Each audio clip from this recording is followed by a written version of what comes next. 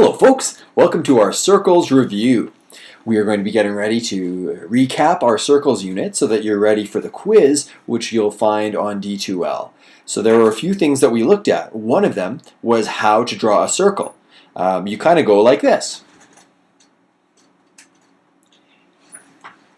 Pretty simple, right? But in all seriousness, we looked at how to use the compass to draw a circle. That was not something that would even be on the paper quiz, just a skill we want to review. If you're unsure about how to do that, grab your compass. If you have a few blank walls in your house, it'd be the perfect place to practice. And of course, I'll know if you're successful if your parents or guardians call me with complaints, because I'll know you were practicing your circles. That being said, there are a few things on which you are going to be tested, and primarily there are three. One of them is about the circumference of a circle, how to find it, how to manipulate that formula. Secondly, the area of a circle, and how to find it, how to manipulate the formula. Thirdly, when you have a circle graph, how to find the percent of a value, and vice versa. When you have a percent, how to find out what the value is that's associated with that. And that is really just a review from the percents unit. But the percents unit was a tough one, so it doesn't hurt. Okay, so the circumference is pretty straightforward. Do you remember what the formula was for the circumference of a circle? The circumference of a circle, if you don't remember, is the distance around the circle. So let's say, for example, I've got this yogurt jar. You might remember this yogurt jar from our first science video. The distance around this would be the circumference. Yes, that's right, exactly. Oh yeah, you were paying attention. Wow, I was surprised. This whole time I thought you were just texting. Okay, that's right. The formula for circumference is pi times diameter. And you'll remember that the diameter of a circle is the distance across. It's the distance across going through the middle. That's what the diameter is. So we take that and multiply it by pi, that ratio that we use for circles, and we find our circumference.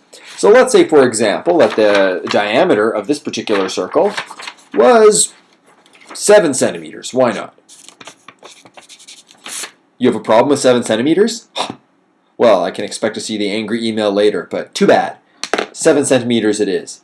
Okay, so I'm going to use my calculator. Now, this is something where, you could be able to get a rough estimate of this by going 7 times 3, because pi is 3.14.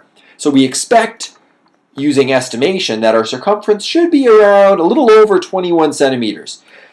The reason I'm not going to do it by hand is because the calculator, as we mentioned, has a more accurate number of digits to pi. They have many, many digits, so we can get closer to the exact figure. So I'm using this handy graphing calculator, just in case you thought that I was playing on the Game Boy. So I'm going to enter pi times diameter. Now, to show our work... Oh, dear. Hi, folks. Welcome. I'm sorry, I accidentally launched one of my other videos. How disturbing. Okay. So we have, to write our work, we're going to write pi times diameter right here. There we go, pi times 7. Okay, so what do we get exactly? Okay, let's see if I can find the pi button. Here we go. Second function times 7. It comes out to be 21.99. Let's round that to 22.0. We'll round to the nearest tenth. Now the question is, why would we write the 0.0? That shows that we've rounded it.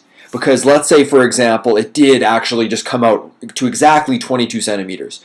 Then you wouldn't even necessarily need to do the 0.0 if you had, even if it said to the nearest tenth. But because we are rounding it, the 0.0 shows that, yes, this is a rounded number nonetheless. Now, is this the whole answer? Is this correct? Is it 22.0 centimeters? Or is it centimeters squared? Aha, that's right. You stick to your guns. It is just centimeters. It is just one direction. It is that going in the circle. It's one dimension, I should say. So it is just centimeters. Because if you unwrap this, it would just be a straight line going one way. Okay, so that is circumference. if you have, for example, let's say you're given the circumference. Let's say they gave us 22 as the circumference, and we were asked to find the diameter. In this case, what would we do? We want to basically just get diameter all by itself in this formula. So all we would have to do is divide both sides by pi. That's right, this is an equation. Our next couple of chapters are all about equations. But if you want to get one variable, the diameter in this case, by itself, just divide each side by whatever it is currently multiplied by. And you'll find that it'll come out to be, in this case, because I was using 22 as the original circumference, you'll get a nice little decimal figure. Let's just punch that in, shall we? Let's go 22 divided by pi. Isn't this great? 7 point, and then get a bunch of 0, 0, 2, 8. And so if we're doing to the nearest tenth, we'll once again say that the diameter is 7.0 centimeters, because it's just one dimension. Yeah, so you see we divided both sides by pi right there. Okay, so circumference, it's easy peasy. But we're on now to the area of a circle. So what was the formula for area? We're going to need to use pi again. And area isn't pi is squared. Area is pi r squared. Sorry, that was a bit of a grammar joke right there. Okay, pi r squared. So this is pi times the radius being just halfway across the circle, the radius multiplied by itself times pi. Now, it's very important to remember our order of operations, known to you folks as bad maths, that exponents come first. Before we do anything else, we have to multiply the radius by itself. And we're not multiplying pi by itself, because the exponent is just whatever it's attached to. If pi and the radius were both in brackets together, we would multiply pi times radius times pi times radius, but no, that's not the case. So let's say in this case, we have got 4 centimeters as our radius. Okay, so we will plug that in. So when I substitute a real number, an actual number for the variable, in this case for radius, I put brackets just to show the substitution. If the 4 is still there in the next step, I can get rid of those brackets, but that just shows here's what I've done in this step. Okay, so the nice thing is 4 times 4, 4 squared. We know that's 16. That's a pretty straightforward one. So we now have 16 times pi. Often you'll see the number written before pi if something's multiplied by pi, because it's almost like even though pi is a constant number, sometimes we treat it as a variable. In your calculator, depending on what mode you're set onto, it might actually show an answer as just 16 pi, so you want to make sure that you know how to manipulate your calculator that way. Okay, so let's punch it in. Oh sweet, I just caught a Charizard. No, I'm kidding. Okay. Although I did actually program a Pokemon game on here. Actually, it was a trilogy of games when I was in university because, yeah, university is pretty easy. You basically have spare time up the wazoo. Okay, so 16 times pi is 50.26 and a whole bunch of numbers. So let's round that to 50.3, shall we? So 50.3 is our area. And now what unit is that though? Area, you might remember this from having dealt with areas of rectangles and so on when you were in elementary school. Our radius was in centimeters. So because area is two-dimensional, would that make it centimeters or centimeters squared? That's right, it's centimeters squared. Fantastic, that's right. It's two-dimensional. If you have experience with volumes, then you know that with volume it is cubed because it's three-dimensional. Okay, so now this is a little bit tougher though. What happens when we're given area and we're asked to find radius or maybe even diameter? Going from radius to diameter is pretty straightforward. You know that the radius is just half the diameter. Let me grab a new sheet here. You know what? No. I'm going to use just the same one. Let's just work backward with the same problem, shall we? Okay, but this time let's just treat area as 50 centimeters equals pi r squared. Okay, so in this case we want to find, it's right here. Oh, there we go, 50 equals pi r squared, that's our area. We want to find just r, we want to find the radius. So we need to get it all by itself. So right now, the radius is multiplied by pi. So we need to divide each side by pi to get rid of it so that pi is no longer next to radius there. So 50 divided by pi. Okay, let's try this. 50 divided by pi is 15.9. 15.9. Take a look at what the calculator says.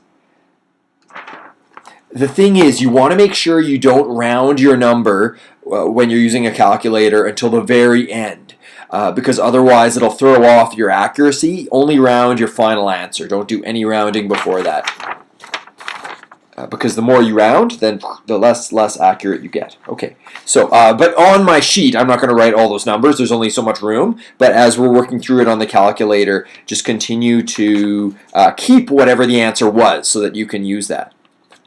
Okay, so 15.9 equals radius squared. Okay, so we're close. We're very close here, but we don't want radius squared. We want just the radius.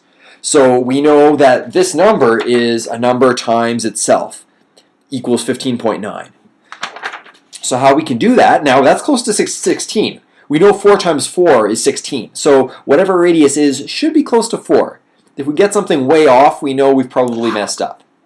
So on the calculator, it may look different depending on what your calculator is. Most of you aren't using graphing calculators at this point, but we're doing this little symbol right here, this yellow one, the square root symbol.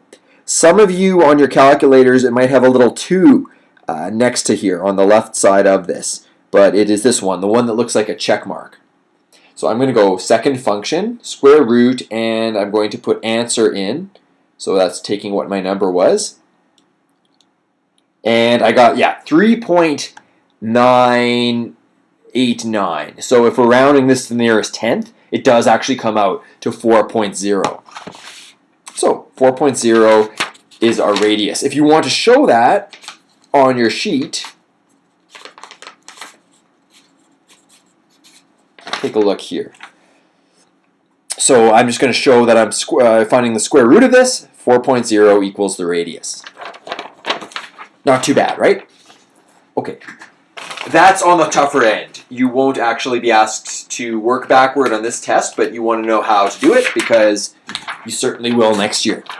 Okay, so very quick recap or review here of percents. If you have a circle graph, so let's say we're asking about people's favorite ice cream flavors. So you got a third of the people, let's use a little bit more easy numbers to play with here. 25% of the people like vanilla. Vanilla. You know, there are vanilla shortages in Madagascar, which is actually vastly increasing the price of vanilla. So these are some pretty hoity-toity people here liking their vanilla. I just put a V for vanilla because I can't spell the whole word. No, I'm kidding. I can spell. Okay. So, and let's say 50% like chocolate. Let's just keep it very simple. 50% like chocolate. Who doesn't like chocolate? After all, chocolate is very soothing. They say having chocolate is the same hormonal sensation as being in love. So, of course, you know, who wouldn't love that? Okay, and then the last 25% of people are actually vampires, and they like spleen-flavored ice cream. Nothing like a spleen. The spleen, its function is to be a reservoir of blood in the body. You can survive without your spleen, but hey, it's more fun to have it around. Okay, so our graph tells us that there were 3,000 people. 3,000 people asked this. Someone went around their entire neighborhood, asked 3,000 people their favorite ice cream flavor. So let's say that the test question is asking you, I'm just going to write the word people here. Oh, this is messy. I don't want to get my permanent marker on my computer here. So 3,000 people. Let's say the math question is asking you, how many people's favorite ice cream flavor is spleen? So how do you figure that out? So you might remember that a percent is a fraction out of 100. So it was 25%. So 25 over 100. And all you have to do, dear students, is to multiply that percent by the total number. So 25 over 100 times 3,000. Okay. So how that works is there are a couple ways you can do this. The operations will be the same. Doesn't really matter the order. If you want to do multiplication first, you are going to multiply the 3,000 by the 25. You're not going to multiply the 3,000 by the 100. Why is that the case? Well, that's because 3,000, if you think of 3,000 as a fraction, it's essentially 3,000 divided by 1.